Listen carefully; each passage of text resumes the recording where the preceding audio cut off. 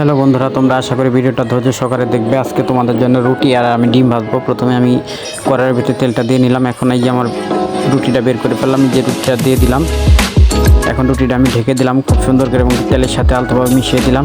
এখন আমি ভিতর থেকে একটা ডিম বের করে নিলাম। ডিমটা আমি প্রথমে ভেঙে নিয়ে তারপরে এই ডিমটা ছেড়ে দিলাম।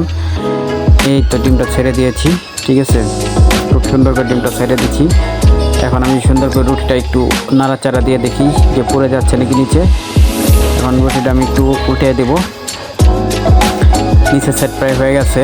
তারপর রুটিটা আমি একটু উল্টাই দিলাম। এই যে রুটিটা এখন আমি উল্টাই দিলাম।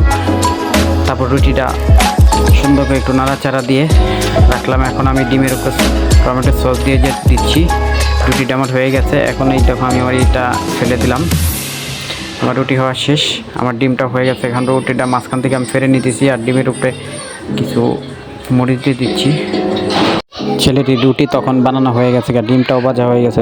তখন ডিমটা ওইটার ভিতরে উপরে দিয়ে দিল আর রুটিটার ভিতরে দিয়ে দিল খুব সুন্দর করে। তখন খেতে লাগছিলো, খুব মজা হয়েছে। তোমরা খাবা?